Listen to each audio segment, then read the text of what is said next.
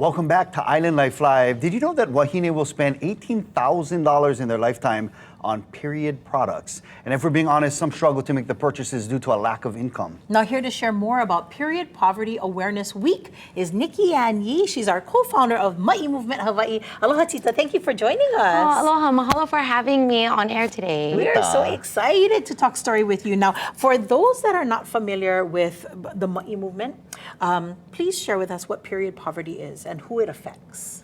When my sisters and I started Maʻi Movement 5 years ago, we were connecting with a lot of nonprofit organizations. And, you know, even though their clients needed period products, they also didn't know what period poverty was. So period poverty is the limited or inadequate access to menstrual products and also menstrual education. And it's due to factors like, you know, as the name suggests, cost, social and cultural shame and stigma, and also lack of access to, you know, clean bathroom or running water. So, you know, if we think about who it affects with clean water and bathroom facilities, that's mainly our houseless and unsheltered population. It also affects students, low income, girls and women, and gender non-conforming individuals, and those that are incarcerated. So our organization tries to help everyone and anyone that needs it. Mahalo nui for doing that. Yes, I know you guys have been having a series of Maʻi making kits, or the kits over here that we're taking a look. Can you tell us, explain to us what are in the kits? Yes, when we first started, you know, when you start a nonprofit with 3 sisters who all have their maʻi, there was a lot of discussion about what we wanted. Yes, what goes in here, because we all malama our maʻi very differently. So in our kits, we have 12 day pads, 5 night pads, 5 tampons, 5 liners, and 5 individually wrapped wipes. So it's a variety of menstrual products.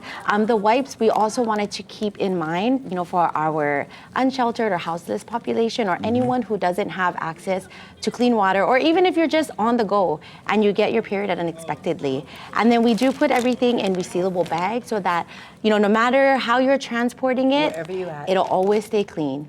This is so awesome. Wow, I'm thank you so much. thoughtful, very mindful. Yeah, very mindful. Thank you guys so much for malamaing our Wahine's maʻi out there. Now, you guys don't only just provide the period products, you also engage with our lawmakers and advocate for, you know, some laws to support the movement. And then, of course, you also provide some education. Can you talk about that for a little bit? I would love to. So we started off with our kits, but we knew very quickly, right, with the response from the community that more needed to be done. And so we also started our Sustainable Maʻi program, where we wanted to introduce menstruators to reusable period products. So cloth pads, period underwear, and cups. But we realized there's a financial and an education barrier, even behind the reusable products. Yes. So we wanted to create a booklet. You know, I grew up in a period positive household, but we realized through our calls with other, you know, nonprofit organizations that not everybody has that same family, you know, the auntie, the mom that can tell you, like, this is what's going to happen. And so we created something that's gender inclusive and locally inspired. So we, you know, got a hui of all local practitioners, doctors, pediatricians, OBGYNs to help create this, to teach people, you know, what's going on with your body, and also how to use the different period products.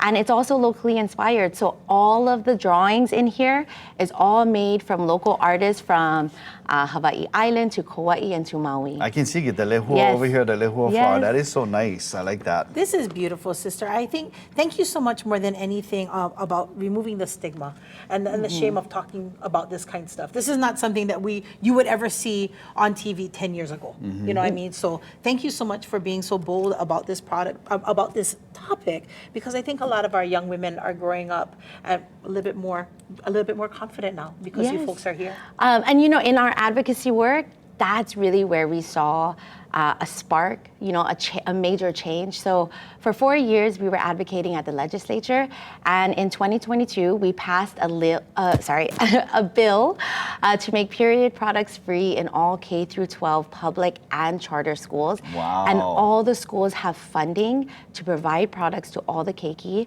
The following year, we passed a resolution that made the same happen in the 10 campuses in the UH system. Awesome. And then last year, we got funding working to make period products free in public buildings under DAGs.